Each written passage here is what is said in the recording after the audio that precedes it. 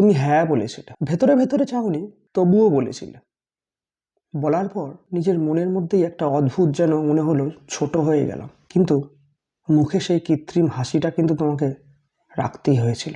এটাকে অনেকে বলে ভদ্রতা, কেউ বা বলে ম্যাচুরিটি, কেউ বা বলে সম্পর্ক টিকিয়ে রাখা, কিন্তু আমি বলছি এটা আসলে একটা খাঁচা। কিন্তু ভয়ের কথা হলো এই খাঁচার চাবি তোমার কাছেই আছে, তুমি ব্যবহার করছো না কেন।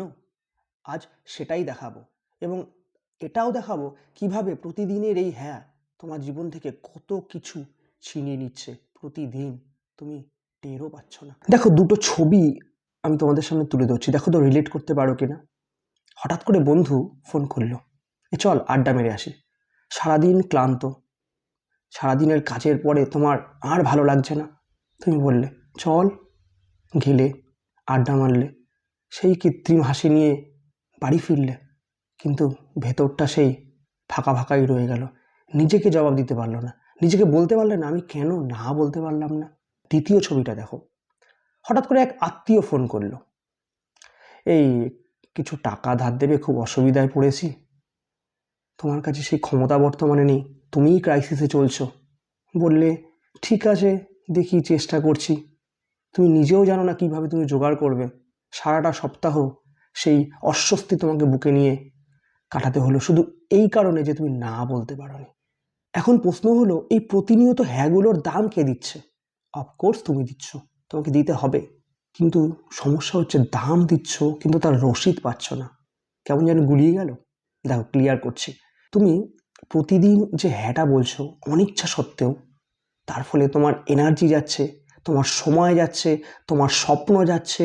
তুমি তোমার নিজের কাছে কোনো জবাব দিতে পারছো না, তুমি তোমার সেলফ আইডেন্টিটি হারাচ্ছ। এর থেকে বড় কষ্ট আর কি হতে পারে? একটা কথা বলো তো, তুমি কতদিন আগে বলেছো যে আমি এটা চাই না? কবে নিজের জন্য লাস্ট সিদ্ধান্ত নিয়েছো? মনে নেই তো? বলতে পারবে না, কারণ আমরা ওই হ্যাঁ বলতে বলতেই আমাদের জীবনটাকে শেষ করে ফেলেছি। আমাদের নিজের জন্য আর সময় নেই, নিজে কোনটা চাই কোনটা না চাই সবই যেন গুলিয়ে গেছে। তুমি এতদিন সবার হ্যাঁ হয়ে গেছো, কিন্তু নিজের কাছে অচেনা হয়ে গেছো। কিন্তু এটা কেন হলো? এই অভ্যাসটা আসলো কোথা থেকে? দেখো, একটা কথা বলি, এই না বলাটা তুমি তৈরি করোনি, এখানে তোমার কোনো দোষ নেই। কেমন যেন অবাক লাগছে। ছোটবেলায় কি হতো ভাবো তো? ছোটবেলায় যখন যে কোনো ব্যাপারে তুমি না বলতে, মা বাবা বা তোমার সুপিরিয়র যারা ছিল, বেয়াদব, অসভ্য, এটা করিস না, এটা, সব ক্ষেত্রেই যেন তোমাকে এগ্রি করতে হতো, তোমাকে কমপ্লাই করতেই হতো। তোমার মতামতের কোনো গুরুত্ব ছিল না, সেটা যে ক্ষেত্রেই হোক। তুমি কি বুঝলে, তোমার ব্রেন কি বুঝলো, যে না বলা মানেই ঝামেলা আর হ্যাঁ বললেই শান্তি। দেখো, মধ্যবিত্ত পরিবারের একটা ব্যাপার আছে, সম্মানই বড়, মান বড়, সম্পর্ক টিকিয়ে রাখা আগে জরুরি, নিজে চুলোয় যাক। একই ব্যাপার, একই পাঠ এতটা তোমার মাথার মধ্যে ঢুকে গেছে, শৈশবের এই পাঠ তুমি বড় হয়েও আত্মীয়র ক্ষেত্রে, বন্ধুর ক্ষেত্রে, চাকরির ক্ষেত্রে, বসের ক্ষেত্রে একই করো, নিজেকে ভুলে। সেই কন্ডিশনিং, সেই প্রোগ্রামিং তোমার মাথায় এখনো চলছে। শৈশবের সফটওয়্যার 2026 সালেও চলছে। সবথেকে বড় বিষয় কি জানো? যে শিশুটা ছোটবেলায় না বলতে ভয় পেত, সেই শিশুটা এখনো তোমার মনের মধ্যে বসে আছে, সেই প্রতিদিন অজান্তে তোমাকে চালিত করছে সিদ্ধান্ত নিতে, তুমি টেরও পাচ্ছ না। তাহলে তুমি হয়তো ভাবছো, তাহলে কি সব না বলে দেবো, সম্পর্ক ভেঙে দেবো? না বলা মানে সম্পর্ক ভাঙা নয়, না বলা মানে নিজেকে চেনা, নিজেকে রেসপেক্ট করা। একটা ব্রুটাল ট্রুথ কি জানো? সত্যিকারের সম্পর্ক সেটা যেটা তোমার না সহ্য করতে পারে। আর যে সম্পর্ক শুধু হ্যাঁর উপরই নির্ভর করে, শুধু হ্যাঁ বললেই টিকে থাকে, সেটা সম্পর্ক নয়, সেটা নির্ভরতা তোমার উপরে। তুমি ভাবো, তুমি আসল সম্পর্ক রাখবে, প্রকৃত সম্পর্ক রাখবে, না শুধু হ্যাঁ বলে নিজেকে ঠকাবে এবং খারাপ লোককে নিজের জীবনে নিয়ে আসবে?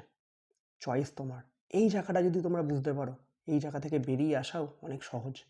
দেখো, এর থেকে বেরোনোর জন্য আমি কোনো বড় বড় মোটিভেশন স্পিচ দেবো না, জীবন বদলাতে বলবো না। জাস্ট একটা জিনিস 7 দিন করো। প্রতিদিন ঘুমানোর সময় নিজেকে একটা প্রশ্ন করো, আজ কোনো হ্যাঁ বলেছি যেটা আসলে আমি না বলতে চাইনি? জাস্ট একটা প্রশ্ন, 7 দিন করো, অনেক উত্তর পেয়ে যাবে।